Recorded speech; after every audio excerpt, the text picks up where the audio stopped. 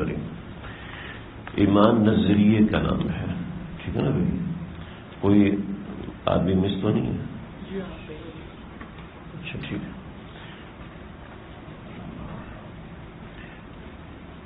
ایمان نظریے کو کہتے ہیں، ٹھیک ہے. نظریہ عقیدہ ہوتا ہے. عقیدہ کیا ہوتا ہے؟ عقیدہ کا معنی ہے ایک بات جو دل میں جم جائے، مضبوطی سے بیٹھ جائے، اس کا نام عقیدہ ہے، ٹھیک ہے. پھر آگے لکھا ہوا ہے دین اور مذہب کے متعلق وہ نظریات جو دل میں جما لیے جائیں وہ عقیدہ کہلاتے ہیں. عقیدہ ایک ایسی چیز ہے جو صرف ہمارے پاس ہے، مسلمانوں کے پاس ہے، ٹھیک ہے. مسلمانوں کے علاوہ کسی کے پاس نہیں ہے، ٹھیک ہے. مسلمانوں کے علاوہ آپس میں شیئر کرتے رہیں، کسی اور کے پاس نہیں ہے. عیسائیوں کے پاس کوئی مضبوط عقیدہ نہیں ہے. کوئی بھی عیسائی ملے اگر تمہارا مذہب ایسا ہے ویسا، ان سے کہ آپ اپنا عقیدہ بیان کریں، آپ کا عقیدہ کیا ہے.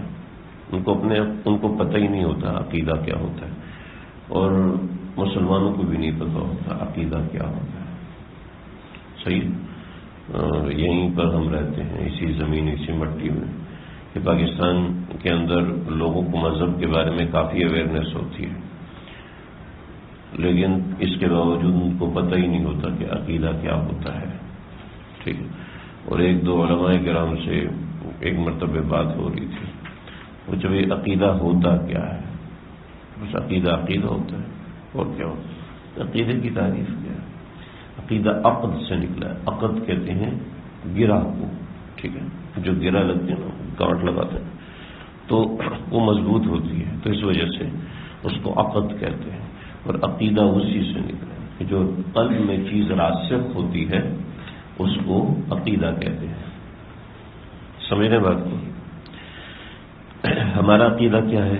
ہمارا عقیدہ سب سے پہلے بنیادی چیز لا الہ الا اللہ محمد رسول اللہ. کیا ہے جی؟ حضرت ناراض صاحب آپ بھی پڑھے، اما یاد آ رہی ہے، آپ بھی پڑھے.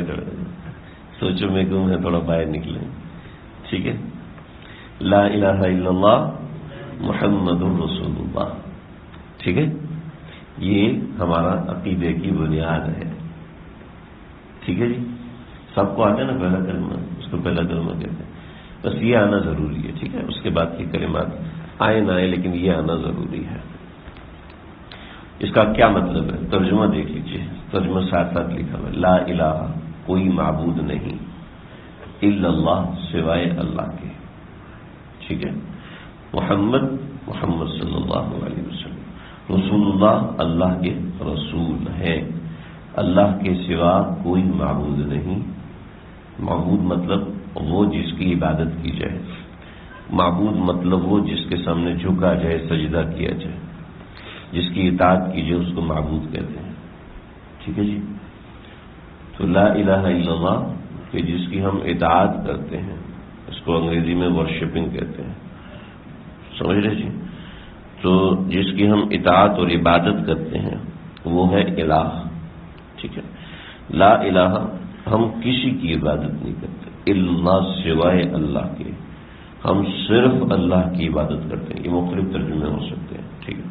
صرف اللہ کی عبادت ہے، صرف اللہ کی بندگی ہے. اللہ کے علاوہ کسی کے سامنے یہ سر نہیں جھکے گا، ٹھیک ہے. اللہ کے علاوہ ہمارا یہ سر کسی کے سامنے نہیں جھکے گا.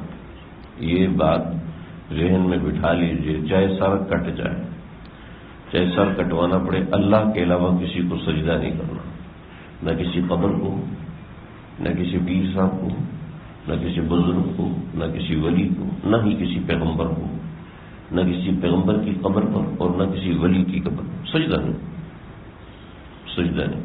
لا الہ کا یہی معنی ہے، سمجھے. اور تمام مسلمان اس بات پہ متفق ہیں کہ اللہ کے علاوہ کسی، چاہے بادشاہ ہے، جان کے در پہ ہے، ہم سجدہ نہیں کریں گے، سمجھے. ہمارا ایمان ہے کہ ہم نے سجدہ صرف اللہ کو کرنا ہے، صرف اللہ کو کرنا ہے، اللہ کے علاوہ کسی اور کو سجدہ نہیں ہے. اور پیغمبر صرف محمد صلی اللہ علیہ وسلم ہے ابھی، اس کے بعد کوئی پیغمبر نہیں. نہ کوئی چھوٹا پیغمبر ہے نہ کوئی پیغمبر کا چیلا ہے، ٹھیک، چاہے مرزا غلام قادیانی ہے یا کوئی اور ہے۔ اللہ کے نبی کے بعد ہم حضرت ابوبکر کو پیغمبر نہیں مانتے تو غلام احمد کو کیسے پیغمبر مان سکتے ہیں؟ مسلمہ کذاب کو کیسے پیغمبر، سجاد کو کیسے پیغمبر مان سکتے ہیں؟ تو محمد صلی اللہ علیہ وسلم کے بعد کوئی پیغمبر نہیں، کسی کے پاس نبوت نہیں ہے، چاہے جو مرضی ہو جائے، کسی کو کتنے ہی سچے خواب آ جائیں، کسی کو کتنی سچی بشارتیں مل جائیں، تو پیغمبر کوئی نہیں ہو سکتا۔ یہ عقیدہ بٹھا لیں۔ حضرت عیسیٰ علیہ السلام جو آئیں گے وہ امتی بن کے آئیں گے، یاد رکھنا، سمجھ رہے؟ اس ایک عیسائی آیا مولانا انور شاہ کشمیری رحمۃ اللہ علیہ کے پاس، یہ بتاؤ اللہ بڑے ہیں انسان بڑے ہیں؟ اللہ بڑے، دیکھو اللہ اوپر ہے نا اور انسان نیچے ہے، تو سمجھ میں آئے جو چیز اوپر ہوتی ہے وہ بڑی ہوتی ہے، جو نیچے ہوتی ہے وہ چھوٹی ہوتی ہے۔ اسی طرح دیکھو حضرت عیسیٰ اوپر ہے اور محمد نیچے ہے۔ تو فرمایا کہ اللہ کے اوپر ہونے سے تم نے چیز کے بڑے ہونے کو سمجھ لیا، انسان کے نیچے ہونے سے تم نے چیز کے چھوٹے ہونے کو سمجھ لیا۔ تو یہ ذرا بتاؤ کہ پرندہ اوپر ہوتا ہے اور ہم نیچے ہوتے تو پرندہ ہمارے سے افضل ہے؟ ایک آدمی پہاڑ پہ چڑھ جائے تو وہ افضل ہو جاتا ہے؟ ایک آدمی چھت پہ کام کر رہا ہے، ایک آدمی کنویں پہ کام کر رہا ہے، تو چھت پہ کام کرنے والا افضل ہو گیا؟ ایسی فضول قسم کی بات ہے، سمجھ رہے ہیں جی؟ اس طریقے سے باطل نظریات کو خراب کرنے کے لیے مختلف کمپینز چلاتا ہے۔ اس عقیدے کے اوپر کبھی کمپرومائز نہیں کرنا، چاہے تم کتنے ہی سچے نظر آ رہے ہو لیکن تم جھوٹے ہو جی۔ وخاتم النبی، خاتم کا مطلب ہوتا ہے مہر، عربی میں خاتم مہر کو کہتے ہیں، ٹھیک ہے، عربی میں خاتم مہر کو کہتے ہیں، تو مطلب یہ ہے کہ اللہ کے نبی مہر تھے، مہر تھے۔ اب مہر سے انہوں نے یہ والی مہر سمجھ لی، یہ والی جو ہمارے پاس مہر ہوتی ہے جس کاغذ پہ چاہے لگا دیں، اپروڈ لگا دے تو اپروو ہو جائے گا، نان اپروڈ لگا دے تو نان اپروڈ ہو جائے گا۔ چنانچہ ان کے مطابق مرزا قادیانی جو ہے اس کے اوپر بھی پیغمبر نے مہر لگائی تھی۔ اے بے وقوف، ابو بکر کے اوپر تو لگائی نہیں، تیرے اوپر مہر لگا دی، عمر پر مہر لگائی نہیں، تیرے اوپر لگا دی۔ سمجھ رہے میری بات؟ مرزا قادیانی نے بڑے بڑے دعوے کیے تھے، بڑے بڑے، میرا نکاح محمدی بیگم سے ہوگا، اگر اس کا نکاح کسی اور سے ہو گیا تو پہلے وہ مرے گا اور جلد ہی 1 سال کے اندر اندر وہ مر جائے گا، اور اس کے بعد یہ محمدی بیگم کا نکاح پھر میرے ساتھ ہونا ہے، ٹھیک ہے۔ ماشاءاللہ 70 سال تک جیا، پاکستان بننے کے بعد پاکستان بننے کے قریب میں فوت ہوا، سمجھ رہے؟ تو لیکن محمدی بیگم نے اس کے باوجود بھی مرزا غلام احمد قادیانی سے نکاح نہیں کیا، اس نے دعویٰ کیا 1 سال میں مر جائے گا، اور اس کے لیے بڑے بڑے اس نے اشتہار شائع کیے، بڑے بڑے اشتہار شائع کیے۔ تو ایسا جھوٹا اور کذاب، ایسا جھوٹا اور کذاب اللہ کا پیغمبر ہو ہی نہیں سکتا۔ کسی نے مرزا غلام احمد قادیانی، پیغمبر جو ہوتے ہیں نا سخی ہوتے ہیں، پیغمبروں کی ایک بڑی علامت ہے وہ سخی ہوتے ہیں۔ تو مرزا غلام احمد قادیانی کے پاس کچھ لوگ آئے اور ان سے پیسے مانگے، اس نے کہا یار میں تو نہیں دیتا ہوں، مجھے تو دینے کی ہمت نہیں ہے، لیکن ایسا کر لیتے ہیں کہ میرے جو لوگ آئیں گے تو ان کے سامنے تم اپنا فن کا مظاہرہ کرنا۔ ڈرامے دکھایا کرتے تھے، پہلے تو یہ ڈرامے نہیں ہوتے تھے نا، پہلے اس طرح کے ڈرامے ہوتے ہیں، سب لوگ اسٹیج پہ ہوتے تھے اور وہ مختلف ڈرامے دکھایا کرتے تھے۔ اگر لوگوں کو اپنا ڈرامہ دکھا دینا تو لوگ تمہیں پیسے دے دیں گے۔ تم نے کہا ٹھیک ہے۔ چنانچہ انہوں نے ایک طرف ایک آدمی کو بٹھایا بڑی سی کرسی کے اوپر، دوسری طرف چند لوگوں کو بٹھایا سر جھکا کے نیچے بٹھایا، اور ایک طرف ایک کالا آدمی اس کو کونے میں باندھ دیا، بالکل کالا شاہ، اس کا چہرہ بھیانک کر کے اس کو کونے پہ باندھ دیا۔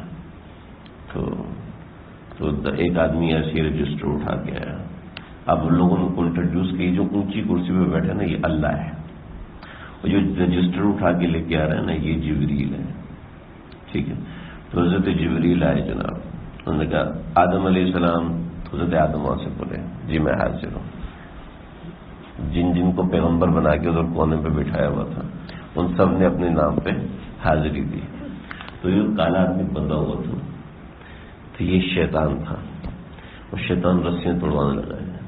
بھئی آپ نے اے اللہ آپ نے اپنے پیغمبروں کی حاضری لے لی, میرے پیغمبر کی حاضری کون لے گا؟ کہ کون ہے تیرا پیغمبر؟ کا یہ بیٹھا ہوا ہے غلام احمد قادیانی جو بیٹھا نا تو یہ میرا پیغمبر. اوئے ہوئے ہوئے ایسا برا ہوا اس کے ساتھ. اس نے کہا جتنے پیسے لینے ہیں لے لو, دوبارہ یہ ڈرامہ نہیں کرنا. میرے استاد جی مفتی عبدالحادی صاحب نے واقعہ سنایا تھا. تو دیکھو جی محمد الرسول اللہ, ہماری جان قربان, ہمارے مال قربان, ہماری آل اولاد قربان, ماں باپ قربان, ان کے علاوہ ہم کسی کو پیغمبر نہیں مان سکتے. ٹھیک ہے, یعنی آخری پیغمبر. آگے رسولوں پہ ایمان کے حوالے سے میں نے آگے لکھا ہوا ہے. اس کے بعد ایمان کی ضروری چیزیں, اس کو ایمان مفصل کہتے ہیں. ایک بار حضرت جبریل آیا آپ صلی اللہ علیہ وسلم کے پاس, اور آپ ایک جگہ پہ بیٹھے ہوئے تھے. تو ایک اجنبی آدمی, اجنبی کا مطلب ہے بالکل ان نون, کپڑے اس کے شدید و بیاض ثوب, شدید قسم کے سفید کپڑے. یہ تو میرے سفید ہیں, یہ نیل والے سفید ہیں, ٹھیک ہے, ہلکے سفید. یہ سفید ہیں, یہ کریم والے سفید ہیں, وہ سفید ہیں, یہ آف وائٹ ہیں, ٹھیک ہے. یہ شدید و بیاض, جیسے آپ نے ٹوپی پہنی, بالکل سفید چمک کریں کپڑے, سمجھے, شدید و بیاض ثوب. اور لا یرا علیہ اثر السفر, ان کے اوپر سفر کا کوئی اثر نہیں تھا. آیا دور سے ہے لیکن سفر کا کوئی اثر ہی نہیں. تو آپ کے گھٹنے سے گھٹنا ملا کے بیٹھ گیا. تو کہا کہ مل ایمان, ایمان کیا ہے؟ آپ نے جواب دیا. کہتے مل اسلام, آپ نے جواب دیا. فرمایا مل احسان, آپ نے جواب دیا. فرمایا کہ قیامت کب آئے گی؟ فرمایا کہ مل مسئول عنہا اعلم بالسائل, جو سوال کرنے والا ہے نا, جتنا وہ جانتا ہے اتنا ہی میں جانتا ہوں. تو فرمایا کہ ما ہی اشراطھا, اس کی نشانیاں کچھ بتائیے.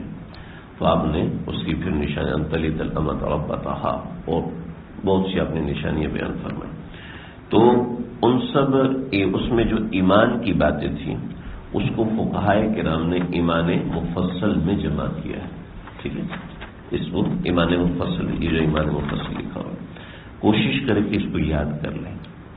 آمنت باللہ, ایمان لایا میں اللہ پر, وہ ملائکتہ, فرشتوں پر, وہ کتبہ, اللہ کی کتابوں پر, وہ رسولہ, اللہ کے رسولوں پر, والیوم الآخری, اور آخرت کے دن پر, والقدری, اور تقدیر پر, خیرہ, کہ اس میں خیر ہے, وہ شرہ, کہ اس میں شر ہے.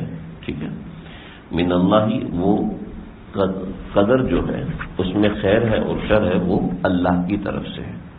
ٹھیک, والبعث بعد الموت, اور مرنے کے بعد پر. ٹھیک ہے, یہ ایمان مکمل ہے. سمجھ رہے؟ اگر کوئی آپ سے پوچھے کہ آپ اپنے ایمان کے بارے میں بتائیے, ایمان کیا ہے.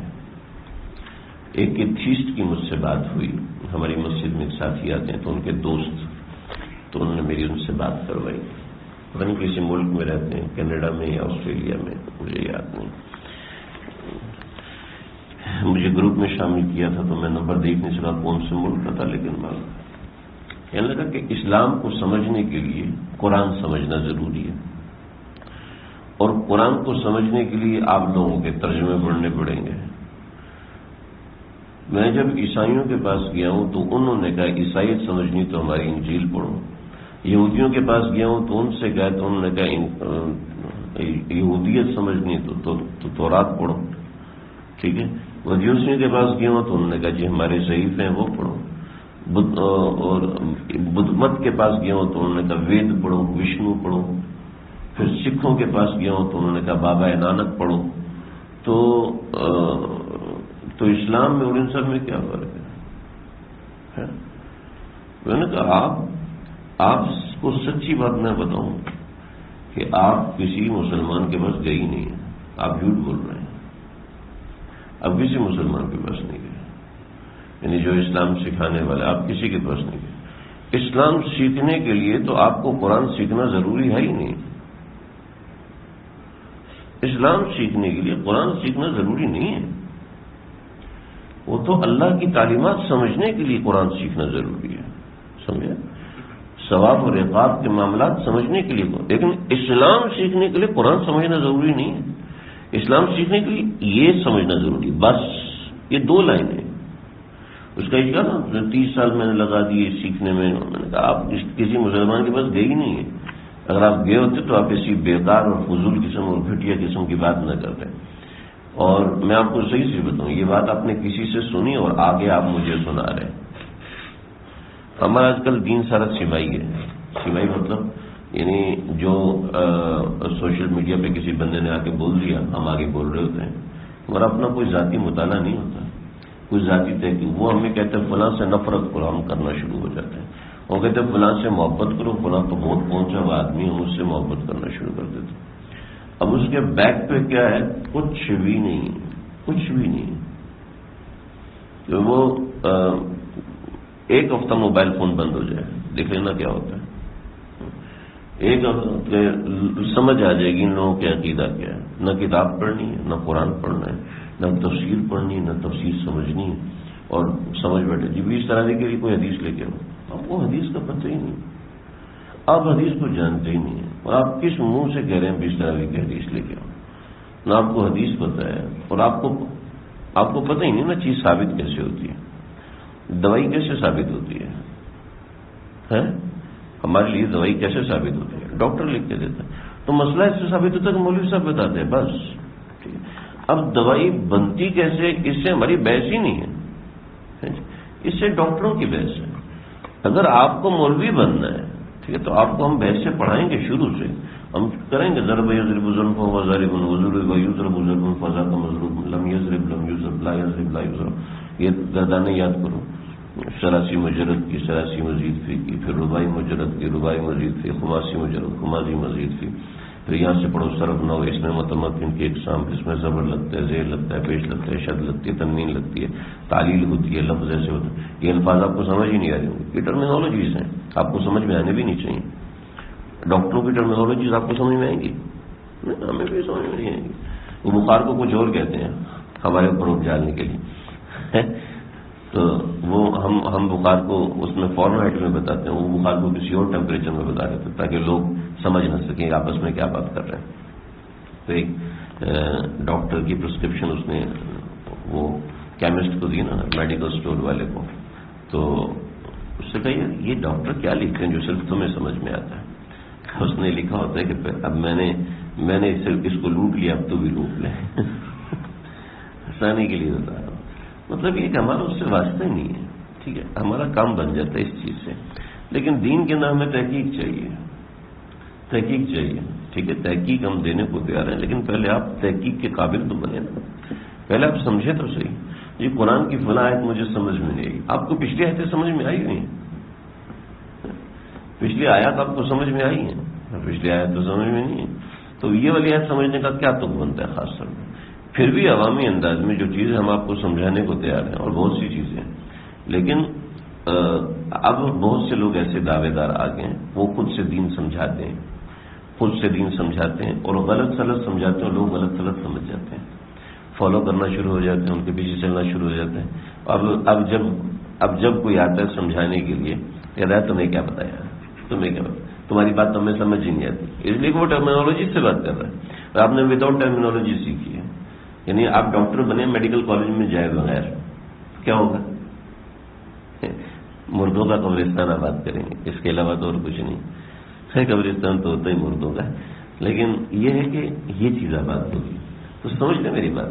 ایسے دین کا بیڑا غرق ہو جاتا ہے جب انسان بغیر سمجھے، بغیر پڑھے، خود سے اردو دیکھ کر جناب دوسروں کو سکھانا شروع ہو جاتا ہے. یہ نہیں ہوتا. ٹھیک ہے، ایسے میرے پاس بے شمار، یہ تو چونکہ واقعہ ابھی کچھ دنوں پہلے ہوا تو اس لیے میں نے بتایا. ورنہ اس طریقے سے ہر کچھ عرصے بعد ایسے لوگ آتے رہتے ہیں، دین کے لیے پہ پتہ نہیں ہوتی، اور لوگوں کو دین سے کبھی متنفر کرتے ہیں، کبھی علماء سے دور کرتے ہیں، کبھی مشائخ سے دور کرتے ہیں.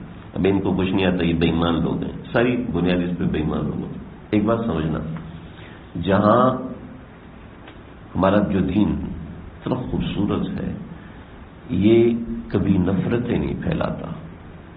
ایک بنیاد سمجھ لیں، جہاں کہیں درس سن کے آپ کو لگے کہ یہ بندہ ٹھیک ہے، اس کے علاوہ سب لوگ غلط ہیں، تو سمجھ لینا یہ بندہ غلط ہے.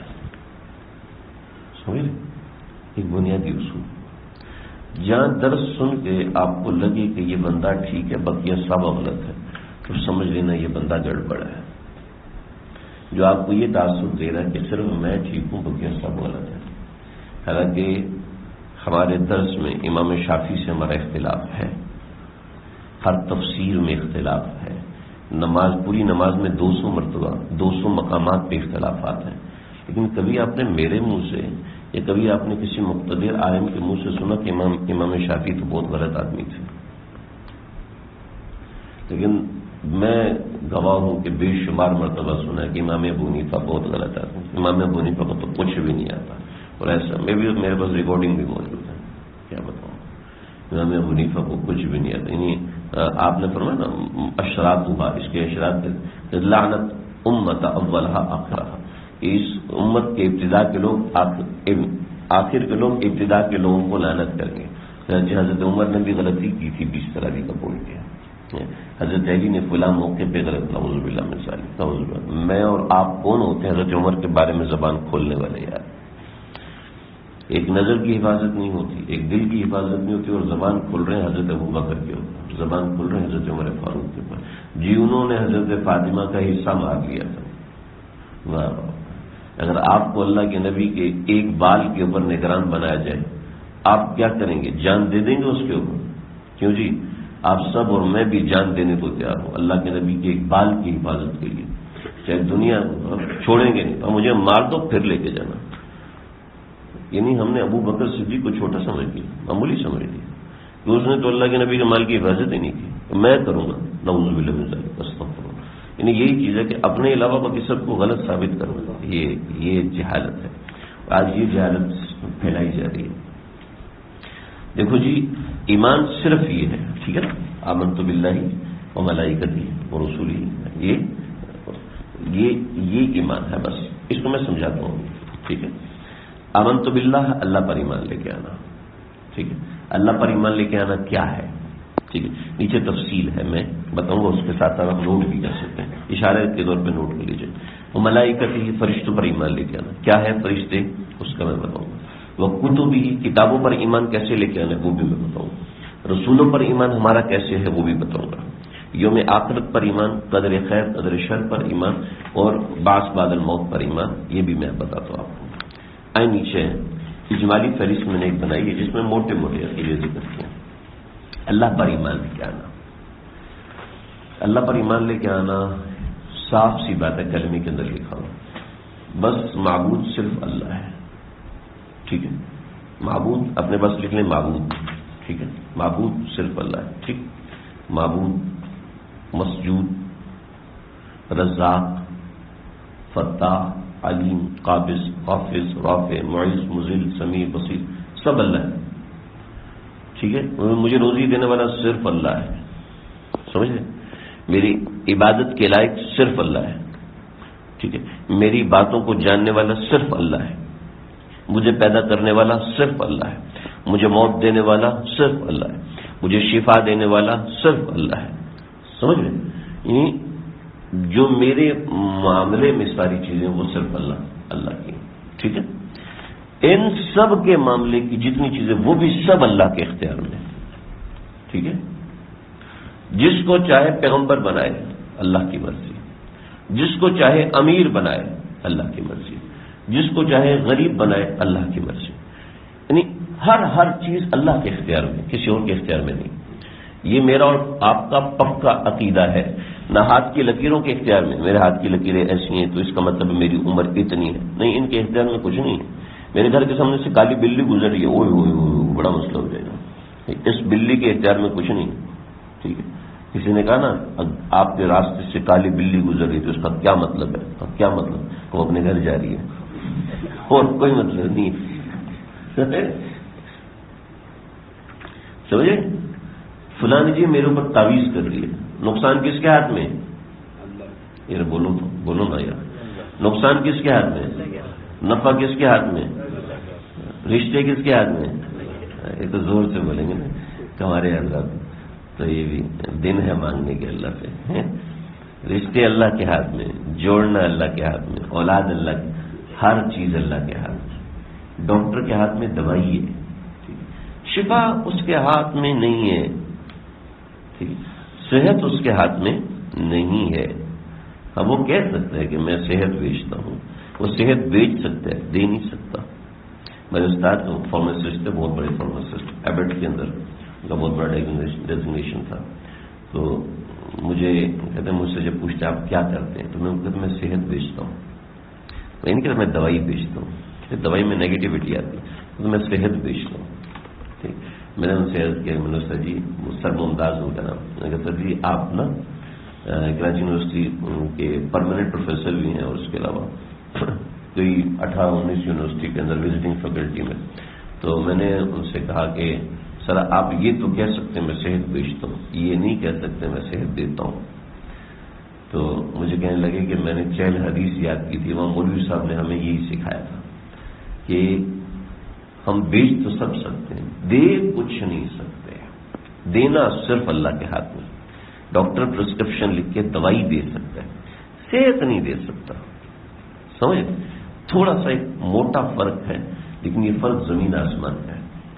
نفع مجھے فلاں کے ہاتھ سے مل سکتا ہے، لیکن نفع پہنچانے والی ذات صرف اللہ کی ہے. نفع صرف میرا، نقصان صرف اللہ کے ہاتھ.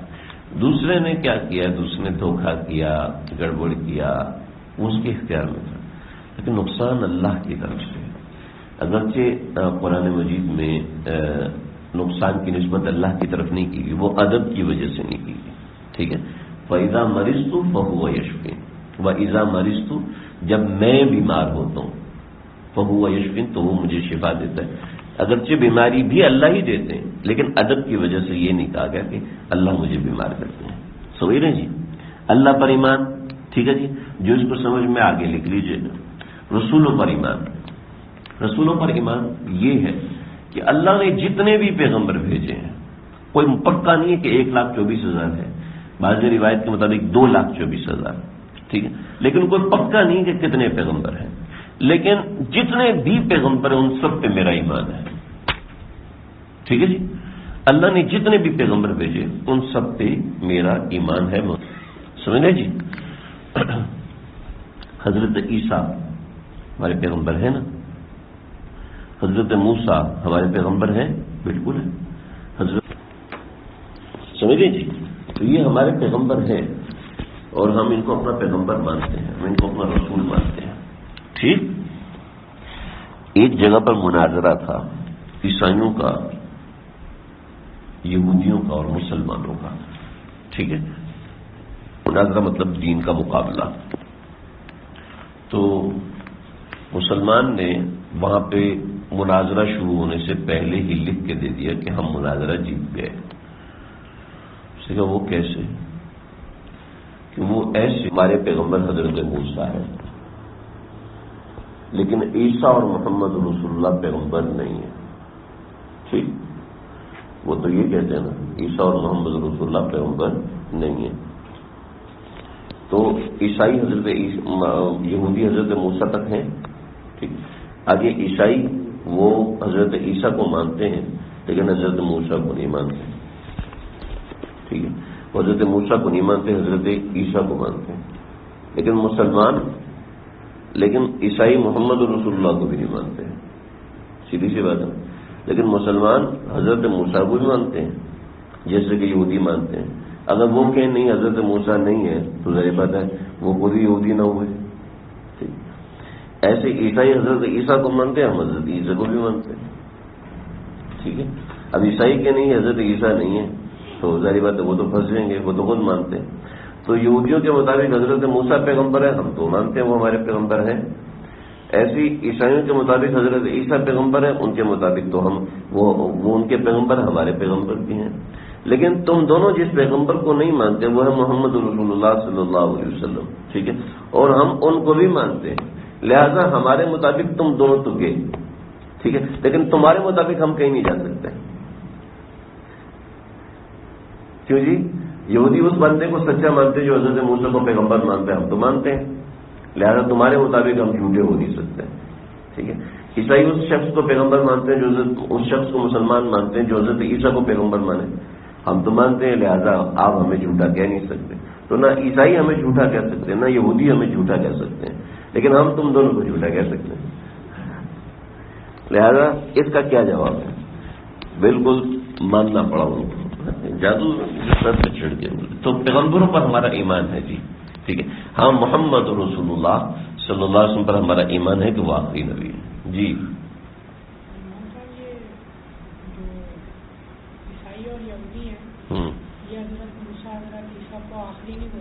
آخری نہیں بولتے، آخری بولتے ہی نہیں ہے.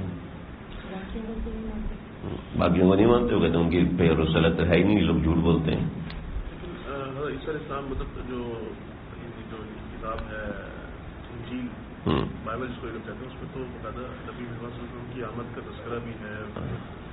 پھر یہ کیوں نہیں اس کو؟ یہ بہت بڑا پروپیگنڈا ہے، بہت ہی بڑا پروپیگنڈا ہے. وہ اپنی کتاب پہ آتے ہی نہیں.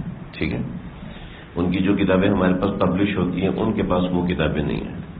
ٹھیک، ایک کتاب ہے حضرت شیخ الاسلام مفتی تقی عثمانی صاحب کی، بائبل سے قرآن تک. اس میں حضرت نے پورا 53 سال کتاب کے لیے بھاگ دوڑ کی ہے. ٹھیک ہے، اس میں جو کتابیں پاکستان میں موجود ہیں وہ ان کی بیسک کتابوں سے بہت ڈفرینٹ ہیں. تو لندن کے اندر کچھ علماء سے رجوع کیا، کچھ علماء سے وقت لیا، کچھ نوجوانوں سے وقت لیا کہ جن کے پاس اس لائبریری کی ممبرشپ ہوتی ہے وہ جائیں اس لائبریری میں ان اصل کتابوں کو دیکھیں جو ان کے پرانے ایڈیشنز تھے، اور ان پرانے ایڈیشنز اور نئے ایڈیشنز پھر اس کی کٹنگز لگائیں. بائبل سے قرآن تک پڑھنے والی کتاب تھوڑی ہارڈ اردو ہے اس کی، تو اس میں دیکھیں کہ ان کی پرانی کتابوں میں کچھ اور لکھا ہے، ان کی نئی کتابوں میں کچھ اور لکھا ہے. تو اس وجہ سے انہوں نے اپنی مرضی تحریفات کی ہیں، اور آپ کو شاید ہی کوئی ایسا عیسائی ملا ہو جو واقعتاً اپنی کتاب کو پڑھنے والا ہو، سمجھنے والا ہو. حتیٰ کہ ان کے کئی پادری حضرات سے بنیادی عقیدہ تثلیث کے بارے میں پوچھا گیا تو سب کی رائے مختلف ہے. کسی کو پتہ ہی نہیں عقیدہ تثلیث ان کا کیا ہے، یعنی عیسائیوں کو خود نہیں پتا تو مسلمانوں کو کیا پتا ہو.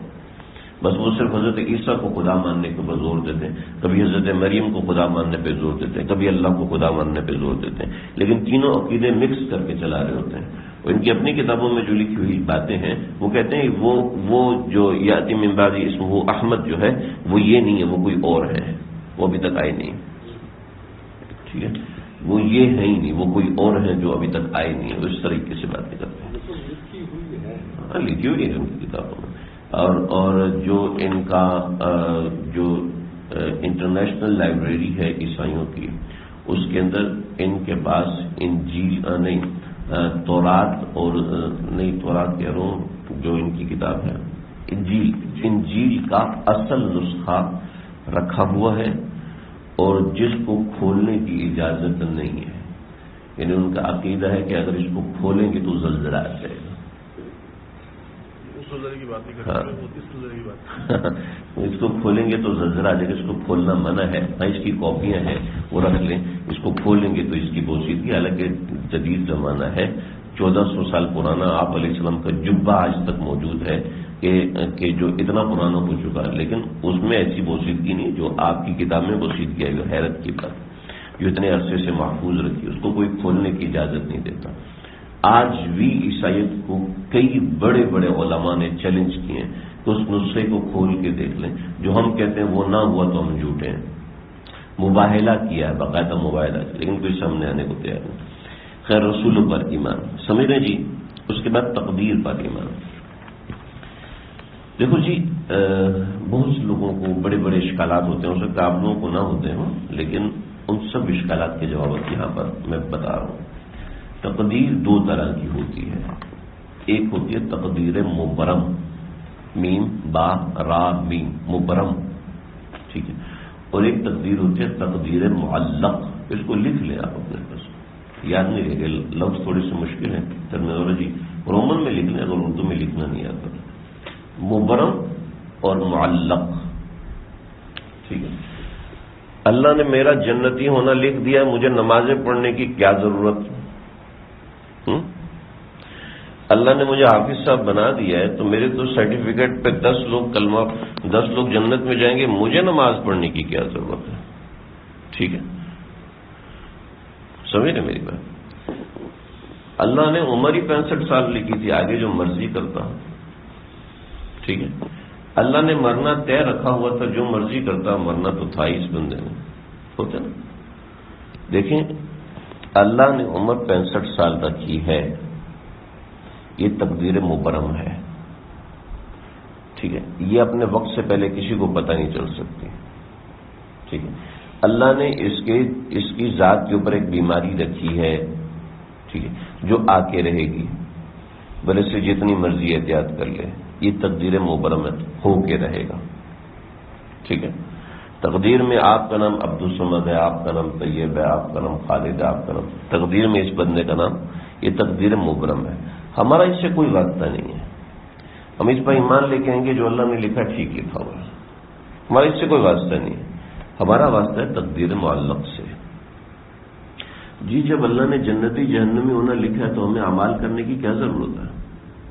ٹھیک ہے، جنتی جہنمی اللہ نے جو لکھا ہے وہ تقدیر مبرم ہے، اس سے ہمارا کوئی واسطہ نہیں. سمجھے؟ حدیث میں آیا آپ صلی اللہ علیہ وسلم 2 کتابیں لے کر آئے. آپ نے فرمایا کہ جو لوگ جنتی ہیں اس کتاب میں لکھ دیے گئے، جو لوگ جہنمی اس کتاب میں لکھ دیے گئے. ٹھیک ہے، اب میں کتنا بھی زور لگا لوں میں تو اس کتاب سے نہیں نکل سکتا. سمجھایا کہ ہمارا اس کتاب سے واسطہ نہیں ہے. ہمارا جس چیز سے واسطہ ہے وہ تقدیر معلق ہے. ٹھیک ہے، تقدیر معلق کیا ہوتی ہے؟ معلق کہتے ہیں یہ پنکھا معلق ہے، یعنی لٹکا، معلق کہتے ہیں لٹکا ہونا. ٹھیک ہے، تقدیر معلق پر ہمارا ایمان ہے. ہمارا ایمان دونوں تقدیر پر ہے، لیکن ہمارا جو کوشش ہوگی وہ تقدیر معلق کے اعتبار سے ہوگی. تقدیر معلق کیا ہے؟ تقدیر معلق یہ کہ بندہ اعتکاف بیٹھے گا تو 3 قرآن پڑھ سکے گا، یہ بندہ مسجد میں آئے گا تو نماز پڑھ سکے گا. ٹھیک ہے، اس بندے کی وہاں شادی ہوگی تو اس کے 4 بچے ہوں گے، اس بندے کی وہاں شادی ہوگی تو اس کے 3 بچے ہوں گے، اس بندے کی وہاں شادی ہوگی تو اس کا کوئی بچہ نہیں ہوگا. یہ معلق ہے. ٹھیک ہے، یہ بندہ باہر جائے گا تو اس کا انتقال ہوگا، نہیں جائے گا تو نہیں ہوگا. تو ہمارا تعلق اس سے ہے. ٹھیک ہے، باہر فائرنگ ہو رہی ہے، تقدیر آنی ہوئی تو ٹھیک ہے، نہیں تو نہ. میں تو کسی نہیں ڈرتا، ڈرنے کے بچے اللہ نے احتیاط کرنے کا حکم دیا ہے. سمجھ رہے؟ میں کسی سے نہیں، جیسے ہماری یہ سامنے مسجد ہے نا، ادھر موسمیات پہ جاتے وقت یہاں سے مڑتے ہیں مین روڈ پہ مسجد، میرے بھائی کی مسجد.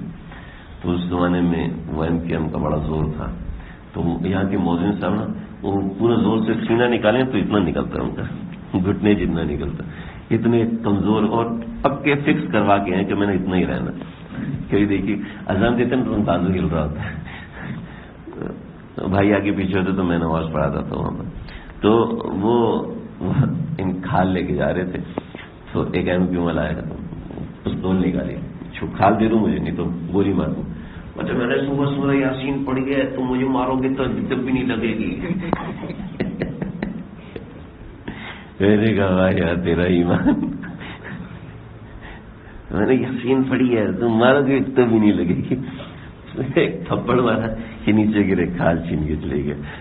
تو یہ ہمارا ایمان، ہمارا تعلق مبرم سے نہیں ہے، ہمارا تعلق معلق سے ہے. لہذا ہم پستول کے سامنے کھڑے نہیں ہوں گے، چھت سے چھلانگ مارو یار اللہ نے تقدیر لکھی تو مروں گا نہیں تو نہیں مروں گا، ایسا نہیں ہے. سمجھ رہے؟ معلق کا تعلق انسان کی محنت اور کوشش اور کاوش کے ساتھ ہے. ٹھیک ہے جی، سمجھئے؟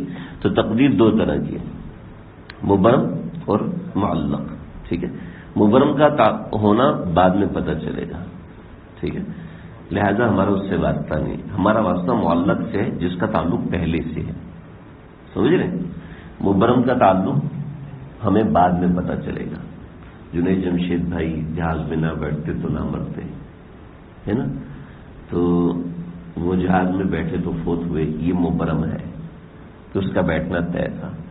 ٹھیک ہے، اور یہ معلق ہے اگر وہ نہ بیٹھتے تو ہو سکتا ہے ابھی تک کچھ اور ہوتا. یہ معلق ہے. تو معلق کا تعلق پہلے سے ہے، مبرم کا تعلق بعد سے ہے. سمجھ رہے جی؟ بھائی صاحب اداس کیوں بیٹھے ہو؟ خیریت سے کہیں پہنچ گئے ہیں؟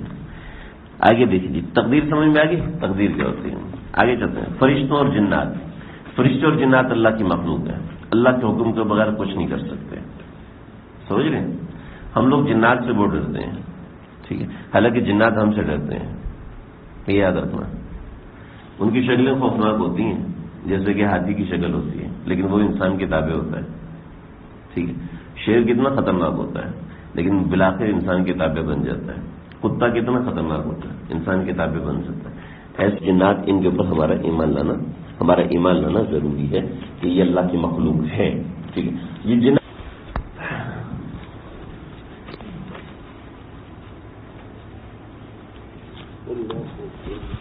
آگے چلی جی. ولی, ولایت, کرامت. ولی کیا ہوتا ہے؟ ولی وہ ہوتا ہے جو شریعت کا پابند ہو. ٹھیک ہے. جو شریعت کا پابند نہیں وہ ولی نہیں ہوتا. سمجھ رہے؟ نماز پڑھ نہیں رہا, کہتے میں مدینے میں جا کے نماز پڑھتا ہوتا ہوں. ٹھیک ہے. تو وہ ایک بنوریٹون میں ایک صاحب تھے, وہ کہتے تھے کہ میں جو بھی کام کرتا ہوں وہ مدینے میں جاتا ہوں, مشورہ کرتا ہوں, اس کے بعد کام کرتا ہوں. تو علامہ بنوری رحمۃ اللہ علیہ کے والد صاحب تھے, وہ جب واش روم گئے نا تو بار سے کنڈی لگا دی, بار سے کنڈی لگا دی. تو ہم وہ دروازہ بجا رہے تو لوگ آئے نا, نہیں کھولا, پاس کرسی رکھ کے بیٹھے, گھنٹے 2 گھنٹے 3 گھنٹے 4 گھنٹے اور کبھی مجھے نکالو, جب تم مدینے پہنچ سکتے تو مسجد نہیں جا سکتے, ایسے نکل کے مسجد پہنچو نا, کیا مسئلہ ہے تیرے لیے؟ کوئی مسئلہ تو نہیں. تو ولی وہ نہیں ہوتا جو لمبی لمبی باتیں کرے. ولی وہ نہیں ہوتا جو پروٹیکشن کرتا ہے. پروٹیکشن میں آپ کو پروٹیکشن کرنا تو مشکل نہیں ہے. آپ کچھ ایسا ذکر کریں پابندی کے ساتھ اور پھر آپ توجہ دیں, آپ کو آگے کے حالات پتہ چلنا شروع ہو جائیں گے. یہ دماغ کے کمزور ہونے کی علامت ہے. جس کا دماغ جتنا کمزور ہے نا وہ مافوق الفطرت چیزوں سے کانٹیکٹ میں آ جاتا ہے. جس کا دماغ جتنا مضبوط ہوتا ہے وہ حقائق سے جڑا رہتا ہے. سمجھ رہے؟ ان چیزوں میں لگنے کوئی کمال نہیں, کوئی کمال کی بات نہیں. کتے کو پہلے پتہ چل جاتا ہے زلزلہ آنا ہے. آپ ذرا تجربہ کر کے دیکھیں, جس جگہ پہ زلزلہ آتے کتے وہاں موجود نہیں ہوتے. سیلاب آتے ہیں دوسرے جانور ہوتے ہیں, گائے بھینسیں ہوتی ہیں, کتے نہیں ہوتے, وہ ان کو پہلے پتہ چل جاتا ہے. سمجھ رہے؟ ہمارے پاکستان جو موٹر وے بن رہی ہے, ٹھیک ہے, اس میں چائنیز آتے تھے. مروسا جی نے بتایا کہ یہ کتے کھاتے تھے, وہ کتے دیکھ کے ان کے منہ سے پانی ٹپکتا تھا. کہتے ہیں ان کو ہم لے کے جاتے تھے, گاڑی میں لے کے جاتے, کتنے کتے ہیں اور فری میں مل رہے ہیں ان کو لو. ایک دفعہ آیا, انہوں نے کتوں کو پکڑا, کہتے ہیں اگلی مرتبہ جب آئے ہم حیران رہ گئے, 3 دن پہلے پورے ایریے میں کتے نہیں تھے, کتے غائب. تو یہ کون سی کمال کی بات ہے؟ ولایت شریعت پہ پابندی کا نام ہے. ولی وہ ہوتا ہے جو شریعت کا پابند ہو. سمجھ رہے؟ گو ہوا پہ اڑتا ہو رات دن, گو ہوا پہ اڑتا ہو رات دن, ترک سنت جو کرے شیطان گن. ولی وہ ہوتا ہے جو سنت کا تابع, سنت کے لیے جنگ ہو, اس کی سنت کے لیے مر مٹے. مولانا قاسم نانوتوی رحمۃ اللہ علیہ کے بارے میں کسی نے فتویٰ دی کافر ہے, تو حضرت ان کی مسجد میں گئے اور جب اس نے دیکھا تو حضرت میں نے تو آپ کے کفر کا فتویٰ دیا. کہ تیرے اوپر کفر کا فتویٰ دینا لازم تھا, کیونکہ تجھ تک اطلاع پہنچی کہ میں نے خلاف شرع کام کیا ہے, تو تجھ پہ لازم تھا. تو نے نہیں دیکھا میں بڑا ہوں یا چھوٹا ہوں, تو نے فتویٰ دیا, بہت اچھا کیا. ہاں تحقیق کرنا ضروری تھا, تحقیق کر لیتا پھر صحیح تھا. تو ولی وہ ہوتا ہے, ولی وہ شخص ہوتا ہے جو شریعت کا پابند ہو. ٹھیک ہے. اور ولی اللہ سے باز مطلب کوئی مافوق الفطرت قسم کی چیز ہو جاتی ہے جس کو کرامت کہتے ہیں, تو کرامت بھی برحق ہے. کرامات الاولیاء حق, اولیاء کی کرامت برحق ہے. میں شروع کروں گا نا, میں لمبا نکل جاؤں گا, آپ لوگ تھک جائیں گے, آپ لوگ شاید تھکنے والے ہوئے پڑے. تو میری کوشش ہوتی ہے 45 منٹ سے زیادہ نہ کو. تو ولایت میں اتنی چیزیں, ایسی کرامات ہمارے اساتذہ نے خود سنی. میں نے اپنے کئی اساتذہ کو دیکھا. ہڑتال تھی جب بنجیل کو کا معاملہ ہوا تھا, تو ہڑتال تھی, تو ہم لوگ وہاں سے کوئی بس نہیں چل رہی، گلشن سے نکلے، تمہارے سر جی مولانا روح الامین صاحب سامنے بیٹھے ہوئے اسٹاپ پہ، انہوں نے کہا سر جی آ جائیں نا، پہلے 3 لڑکے تھے موڑ سے، سر جی آپ بھی آ جائیں، ساتھوں کو کہنا تو تھا، تو چل نکلے گا، تو ہم وہاں سے نکلے، تو اب موٹر سائیکل سے زیادہ 125 ہے، اس سے زیادہ کون سی گاڑی بھاگے گی؟ دیکھے تو سر جی آ کے یہاں پر بار کے سامنے آرام کرسی پہ بیٹھے ہوئے، وہ پتھر کی کرسی تھی اس پہ آرام سے بیٹھے ہوئے، جیسے گھنٹوں سے بیٹھے ہوئے یہاں پر، کیا طریقہ ہے؟ اور سر جی کی حرکتیں بھی ایسی تھی، پتہ چلتا تھا کہ یہ کوئی چیز ہے. ابھی بھی جا کے ملنا چاہیں نا تو آپ ملیں تو آپ کو 5-6 دن تک وہ دیکھیں گے بھی نہیں، سب نہیں شروع کون ہے، اچھا صحیح، اول ایسا بہیو کریں گے، بعد جائیں آپ، ٹھیک.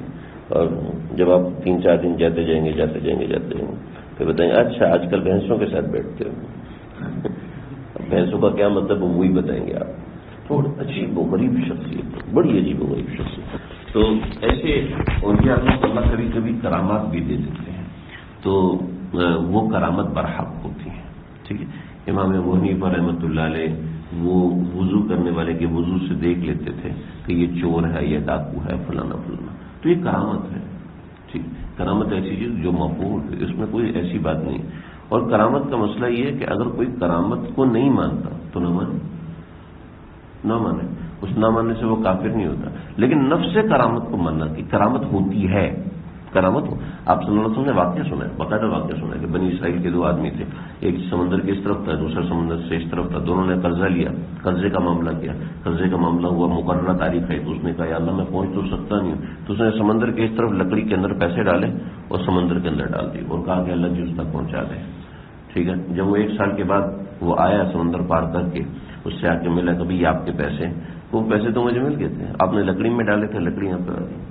تو یہ ایسا ہوتا ہے سمندر کے، آپ نے وہاں سے جدہ سے لکڑی ڈالی ہے بحر عرب میں، آپ سی وی پہ بیٹھے تھے، لکڑی آ گئی. کبھی ایسا ہوتا ہے؟ صحیح سلامت وہ لکڑی، سمندر اتنا بڑا ہے، لکڑی کہاں پہنچے گی؟ لیکن یہ کرامت، بخاری شریف کی روایت. تو کرامت برحق ہے. ٹھیک، ہاں امام ابو حنیفہ کی کرامت میں نہیں مانتا، نہ مانو یار، آپ کو کس نے کہا مانو؟ ٹھیک ہے، امام شافعی کی فلاں کرامت نہیں مانو، نہ مانو، کوئی بات نہیں، کوئی ایسی بات نہیں. ایک ہندو پنڈت آیا اور شیخ خلیل سہارنپوری صاحب کے پاس بیٹھا، وقت کا بادشاہ وہ صاحب ہے، کہ حضرت یہ ہوا میں اڑ سکتا ہے کہ آپ اڑ سکتے ہیں؟ تو حضرت نے فرمایا کہ میں نے کبھی کوشش تو نہیں کی، لیکن یہ کوئی اتنی بڑی بات نہیں ہے. کہا اچھا، کہا پھر آپ اڑ کے دکھائیں. تو وہ گر گیا اللہ کے رہے، اللہ جی یہ آج ایمان کا مسئلہ بن گیا ہے، آپ اس میں مدد فرمائیں. کہا خلیل اٹھ کے بیٹھو، اللہ تیری مدد فرمائیں گے. چنانچہ وہ ہندو اٹھائے اور اٹھتا اٹھتا ہوا میں چلا گیا. شیخ خلیل سہارنپوری صاحب نے اپنے جوتی کو جو اس کو مار کے نیچے لے گیا، جوتے ٹھاٹ مار کے نیچے لے. اڑنے کا تھا تو جوتی بھی اڑ سکتی ہے، اس میں کون سی بات؟ کہا نہیں آپ اڑ کے دکھائیں. تو دل میں آیا من جانب اللہ تو اڑے. تو ہندو جو پنڈت بیٹھا ہوا تھا نا، وہ کہنے لگا کہ یہ مولوی بہت خطرناک ہے. تو کہنے لگے کہ اس سے نہ صحیح تو اگلی بات چلتے ہیں، کہ وہ یہ کہ میں بیٹھا بیٹھا پانی میں تبدیل ہو جاؤں گا. آپ پانی میں تبدیل ہوں گے؟ تو حضرت نے فرمایا کہ ایسا نہیں، تم بیٹھو ایک ٹب کے اندر، میں بھی بیٹھتا ہوں ایک ٹب کے اندر، اور اس کے اوپر ڈالیں گے کپڑا. ٹھیک ہے، اور وہ کپڑا پانی میں بھیگا ہوگا. جب ہم دونوں واپس اپنی اصلی حالت پہ آئیں گے تو کپڑے کو دیکھیں گے کپڑا کیسا ہے. پھر اس کے اوپر بھی سفید کپڑا ڈالا، ان کے اوپر بھی سفید کپڑا ڈالا. جب سفید کپڑا ڈالا دونوں پانی بن گئے، یہ پانی بن گیا، وہ بھی پانی بن گیا. جب دونوں اصلی حالت میں ہے تو دیکھا کپڑا نچڑ رہا ہے، ایک کا کپڑا بالکل کالا سیاہ ہو چکا ہے اور وہ پانی جو ہے وہ نچڑ رہا ہے اور بدبودار، اور ان کا کپڑا سفید اور اس میں سے خوشبو آ رہی ہے. کہ میرا یہ عمل سنت کے مطابق، تمہارا یہ عمل کفریات کی وجہ سے تھا، لغویات کی وجہ سے تھا، وہ کرامت نہیں تھی، وہ جادو تھا، اور یہ چیز کرامت تھی. ٹھیک ہے، پھر وہ کہنے لگا کہ شیخ مجھے آپ کلمہ پڑھائیں، مجھے آپ مسلمان کریں. کہ بھائی کیوں؟ کا مسئلہ یہ کہ ہم جب بھی اڑتے ہیں الٹی طرف اڑتے ہیں، سیدھی طرف نہیں اڑ سکتے. جب بھی اڑتے ہیں الٹی طرف اڑ سکتے ہیں. آپ اڑے ہیں تو سیدھی طرف سے اڑے اور الٹی طرف بھی اڑے.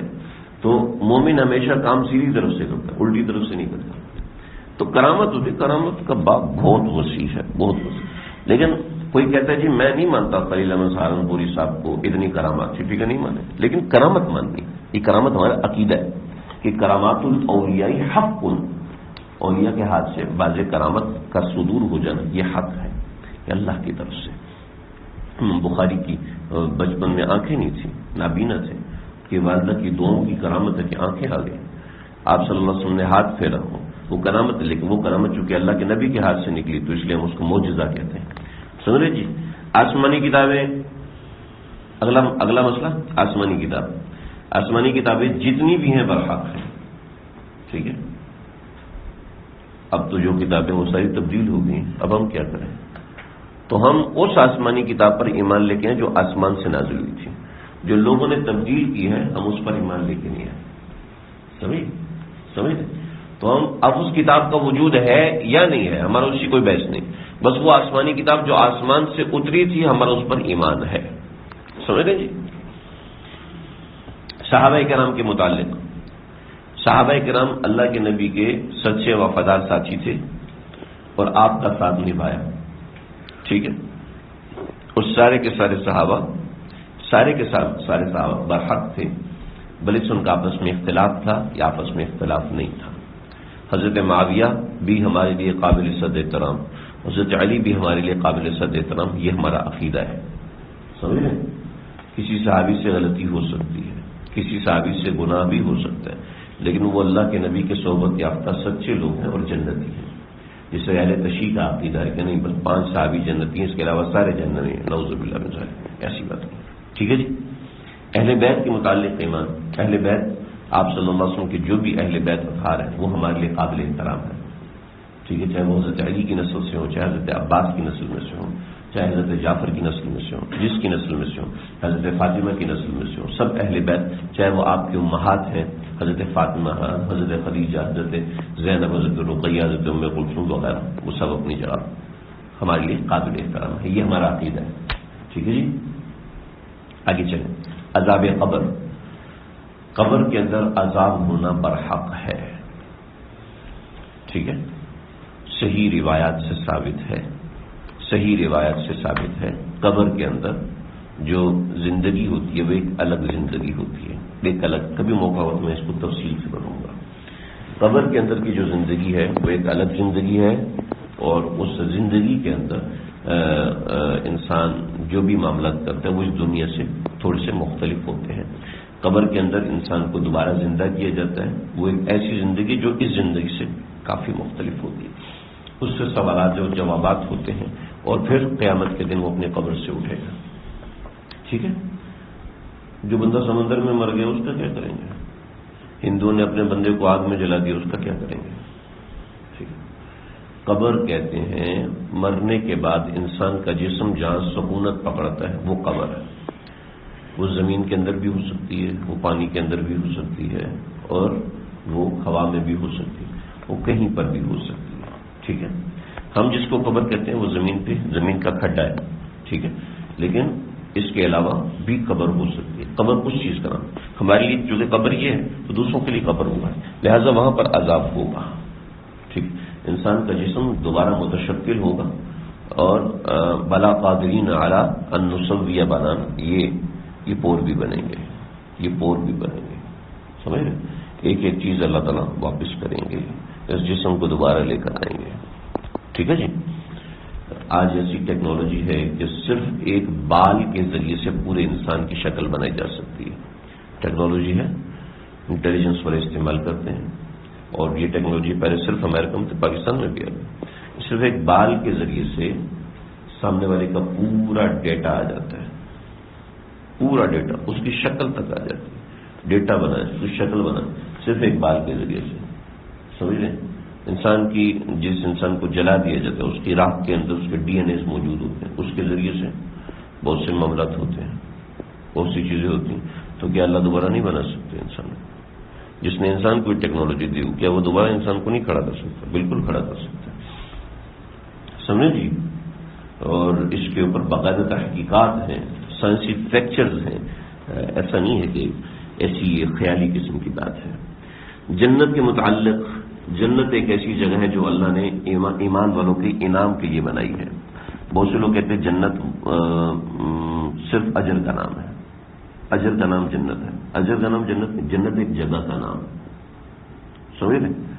تھک گئے ہو، تھک گئے ہو تو بس کرتے ہیں، آگے پھر پڑھ لیں گے. ہے جی، چلیں آگے.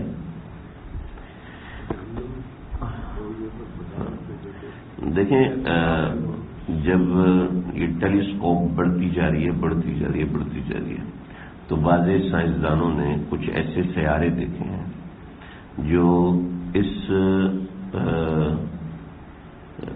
گلیکسی سے کروڑوں میل کے فاصلے پر ہے. زمین جس گلیکسی میں ہے وہ گلیکسی جس میگا گلیکسی کے اندر ہے اس میں اس طرح کی 23 کروڑ گلیکسیز ہیں.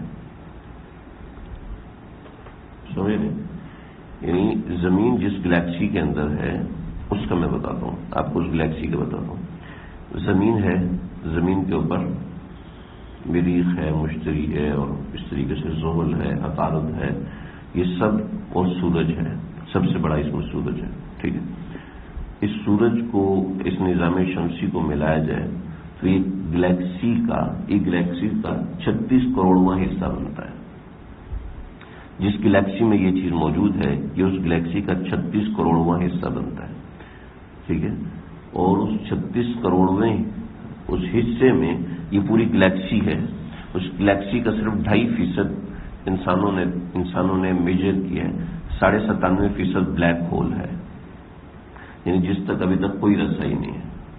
ٹھیک ہے، اور پھر اس طریقے سے 23 کروڑ گلیکسیز ہیں جو ایک میگا گلیکسی یا میٹا گلیکسی کہتے ہیں اس کے اندر ہے. ٹھیک ہے، اور اس طریقے سے لاکھوں گلیکسیز یہاں پر ہوا میں چکر لگا رہی ہیں، گھوم رہی ہیں. ٹھیک ہے، تو اب اس کے اندر ایک ایسی محیط اور اتنی بڑی کائنات ہے. بعض سائنسدانوں نے دیکھا کہ اس گلیکسی سے کروڑوں گنا بڑی گلیکسیز بھی موجود ہیں، اور وہ ایسی ہیں کہ ان کی ہوا بھی اگر زمین تک پہنچ جائے تو زمین میں باہر آ جائے گی. اور ایسی گلیکسیز موجود ہیں جو کہ تپ رہی ہیں، دہک رہی ہیں کہ سمندر کی گرمی ان کے سامنے 1% بھی، کچھ 0.001% بھی کوئی معنی نہیں رکھتی. تو ہم تو اس کو تعبیر کریں گے جنت سے، اور اس کو تعبیر کریں گے جہنم سے. اور جو خلائی سفر ہے اس کو تعبیر کریں گے پل صراط سے. ہم تو یہ سمجھ سکتے ہیں، ایک اندازہ لگا سکتے ہیں، کیونکہ ہمارے پاس جو علم آ رہا ہے وہ آسمانوں سے آ رہا ہے، جو ان سب سے اوپر ہے، ان سب گلیکسیز سے اوپر ہے. ہمارے پاس علم وہاں سے آ رہا ہے، لہٰذا ہمیں جب وہاں سے اطلاع دی کہ وہ غلط ہو نہیں سکتی. یہ تو یہاں زمین پہ بیٹھ کے کتنی تحقیق کر لیں گے جی. یہاں نیچے لیٹ کے آپ چھت کے بارے میں کتنی تحقیق کر لیں گے، ذرا ٹائلیں گن لیں گے، ٹائلیں کہاں سے ہیں وہ گن لیں گے. اس کے علاوہ کتنا کر سکتے ہیں؟ پوری دنیا کے اندر اس کرسی کی کیا ویلیو ہے؟ ایک کرسی رکھی ہے، یہ کرسی رکھی، اس کرسی کی کیا ویلیو ہے؟ پوری دنیا اور زمین اور اتنے بڑے بڑے سمندر ہو، اتنے بڑے بڑے ٹھاٹھے مارتے ہوئے سمندر، کیا کر سکتے ہیں؟ میں جب سوئمنگ سیکھ رہا تھا تو ایک مرتبہ ایسا ہوا کہ میں اپنے سے 3 انچ زیادہ پانی کے اندر پھنس گیا. تو لوگوں نے سمجھا یہ بہانے کر رہا ہے. تو ایک بندہ آیا، اس نے مجھے وہاں سے دھکا دیا، 1 فٹ میں اس طرف گیا، میری جان میں جان آئی، زندگی بچ گئی. میں اس دن سوچا، کافی دیر میں ادھر لیٹ آ رہا، سوچتا صرف 2 انچ پانی اوپر تھا اور تو بس ہو گئی تیری، تم ختم. اگر 1 منٹ آدھا منٹ بھی گیا تھا. ایسا تقریباً ہر تیراکی سیکھنے والے کے ساتھ ہوتا ہے. 2 انچ اوپر پانی ہے تو بے بس ہو گیا، جس نے کروڑوں ٹن پانی پیدا کیا. اس کی ذات کتنی طاقتور، اور انسان یہ زمین پہ تکبر کرتا ہے کہ میں ایسا میں ویسا. تو جنت کا وجود بھی ہے. جنت صرف آسائش کا نام نہیں ہے، جنت کا وجود ہے. کہ ادنا جنتی کو جو جنت دی جائے گی وہ زمین سے 10 گنا بڑی ہوگی، زمین سے 10 گنا بڑی جنت ہوگی. ایسے ہی جہنم کا بھی وجود ہے. یہ جہنم کی بڑی تفصیلات ہیں. تو بس ہمارا ایمان ہے جنت کے اوپر، جہنم کے اوپر. قیامت کے متعلق ایمان ہے، اللہ قیامت کے دن اٹھائیں گے. شفاعت کے متعلق ایمان ہے کہ شفاعت آپ صلی اللہ علیہ وسلم اپنی امت کی سفارش کریں گے. گناہوں کے متعلق وہ اس طریقے سے دوسری چیزیں ہیں. انشاءاللہ اس میں کچھ تفصیل ہے، میں چاہوں گا کہ اس کو انشاءاللہ آئندہ ذکر کروں. آج اتنا کافی ہے.